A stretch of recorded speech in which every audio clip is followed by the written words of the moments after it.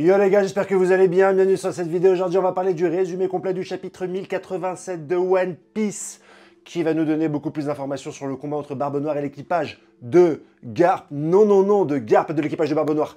Pardon, on va avoir un peu plus d'éléments concernant ce débat qui va suivre les pro-amiraux, les pro-Garp, les pro-Yonko. On a plein d'éléments, on aura la prime directement de Garp qui nous a donné dans ce résumé complet. On aura le détail directement des combats, on va savoir est-ce que c'est un coup en traite, est-ce que c'est un coup fatal pour Garp, est-ce qu'il est blessé, est-ce qu'il est mort, est-ce qu'on va pouvoir évaluer le niveau de ce personnage directement avec ce chapitre. Donc n'hésitez pas bien sûr à vous abonner, il y a très peu d'abonnements dernièrement. Si vous aimez ce genre de vidéos, je sais qu'il y a pas mal de vues mais les gens ne s'abonnent pas derrière, vous êtes un petit peu des fils de Ponce Pilate, hein. On va dire petite pub. Pour un des clips que j'ai tourné, n'hésitez pas à cliquer en lien dans ma vidéo sur mon clip Recruteur in the House, Startup t'as licencié. On essaie de faire un son un petit peu reggaeton. Pendant l'été, c'est Rasa Messiah, c'est pas Despacito. Dans le passé, nous étions les restats du réseau. Puis mon boss m'a remercié, Ita Obrigado. J'ai open to work sur le titre et la photo, mes frérots. On essaie de faire un son un petit peu reggaeton. Je bosse, je suis recruteur. Je suis pas mal connu sur LinkedIn et j'essaie d'allier deux passions qui m'animent beaucoup, le rap et le travail, le recrutement notamment. Donc n'hésite pas à passer sur mon autre chaîne et à cliquer. Bisous les amis, c'est très intéressant. Le chapitre commence sur un flashback et on voit deux carcasses de bateaux qui sont abîmés, fort abîmés. Pourquoi? Et je vous l'ai déjà dit dans les vidéos d'hier et d'avant-hier, parce qu'ils servent un petit peu de punching ball pour deux personnages bien connus, maître et élève. On va parler bien sûr d'Aokiji et de Garp. On voit les bateaux abîmés et on voit un petit peu les prémices de la rencontre entre les deux personnages. Aokiji qui va vers Garp et c'est pas l'inverse. Garp, il me semble qu'il avait été vers Koby, il a repéré Koby et Hermep, il a dit bon voilà, ce sont deux grosses victimes, je vais les entraîner. Pour Aokiji, c'est un peu l'inverse, c'est Aokiji qui est venu vers Garp et qui lui a dit ce qui paraît t'es balèze, t'es un daron, j'aimerais bien que tu m'entraînes parce que je suis une jeune pousse de qualité. Et Garp lui a dit non. Lui a dit no esta possible, je ne travaille que pour moi, dégage petit con. Enfin, il lui a pas dit exactement comme ça, mais tu imagines bien la scène, hein. Bientôt on aura les images. Et Aokiji voyait que Garp s'entraînait directement en mettant des petites patates comme ça à des bateaux, des gros navires militaires qui prenaient pour des sacs de frappe. Et c'est précisé directement dans le chapitre qu'il fait ça sans haki, juste à la puissance, à la force des poings, sans haki, sans fruit du démon. Garp entraîne son physique imposant, alors que Garp est niveau Yonko pour autant, est-ce qu'il est fort? Je vous taquine, on va pas parler de ça tout de suite. Et petit à petit, Aokiji va commencer à faire la même chose, à l'imiter, à faire du mimétisme, et au bruit de l'impact des bateaux frappés par Aokiji, et Garp il va dire ah bah tiens, le petit commence à progresser, il commence à s'améliorer, finalement il a peut-être un talent latent, il a peut-être un potentiel, il commence à m'intéresser. Le flashback fini et on voit directement les combats de Garp et de l'équipage de Barbe Noire. On voit pas l'intégralité des combats, mais on voit Juan Wolf complètement renversé dans l'eau. Garp l'a très certainement pécho été jeu de l'île. Et on voit un petit peu les pirates de Barbe Noire essayer de le retourner parce que celui-ci n'est pas capable de le faire lui-même et s'il n'arrive pas à se retourner, eh bien il va se noyer dans l'eau. Rappelez-vous, il est un fruit du démon, je ne sais plus lequel, je crois que c'est le fruit de l'île ou un truc comme ça, mais voilà, il est un peu dans la batatas fritas. On a aussi Vasco Shot, l'alcoolique, qui boit de la tise et qui crache du feu, je crois que c'est un peu ça. Et Garp va utiliser des soldats KO de l'île de la Ruche pour se protéger un petit peu derrière. Bah oui, bien sûr, parce qu'on va pas se faire brûler.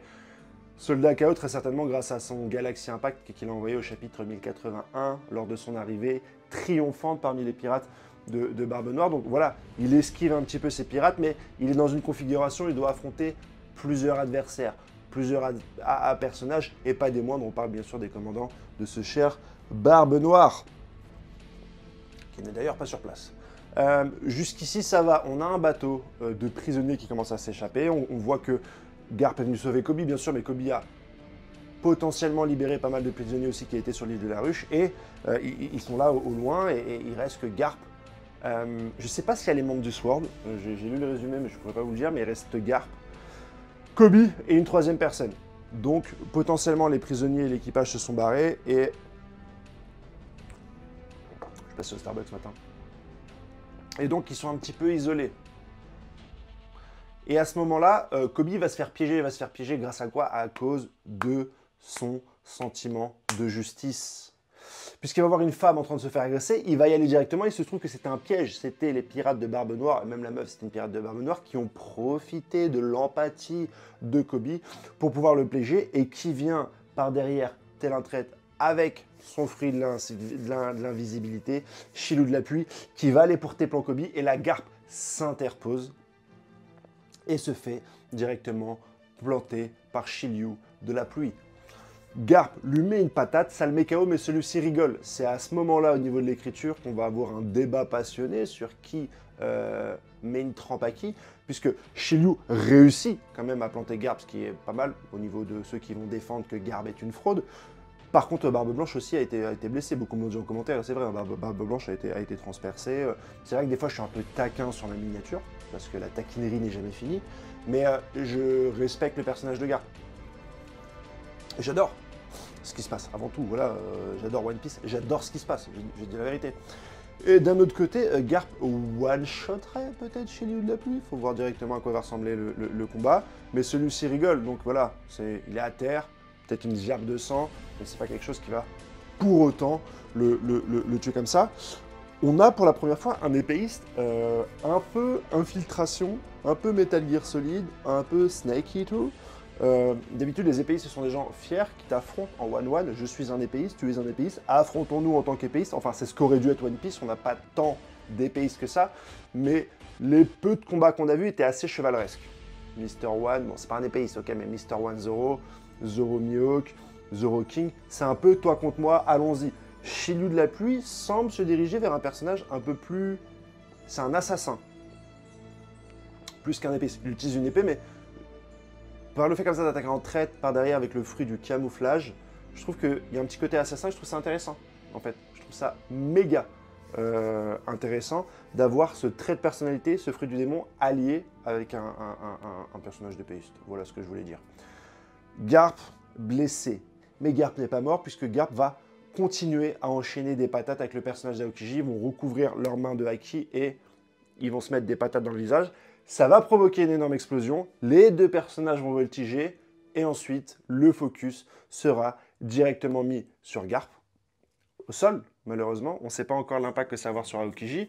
Et comme je l'ai dit sur la vidéo d'hier, pour ceux qui ne l'auraient pas vu, j'adore le scénario. Je vais dire qu'une fois, parce qu'hier, je l'ai beaucoup développé, mais j'adore le scénario où Aokiji doit porter le coup fatal à Garp pour légitimer sa position de nouveau pirate dans l'équipage de Barbe Noire et passer au-delà des doutes de certains membres de l'équipage qui penseraient finalement qu'Aokiji n'est qu'un traître. Mais quand tu vois déjà le flashback avec leur relation et comment Barbe Noire l'a enrôlé, tu te dis, ouais, on dirait un peu des enfants, et là finalement il a juste enrôlé en lui disant, bah mec, t'as plus trop de buts, donc viens avec nous parce que t'es balèze. J'ai l'impression que c'est un peu ça, mais bon, voilà quoi. Et Garp au sol, gisant, dit à Kobe, ne t'inquiète pas, la justice vaincra.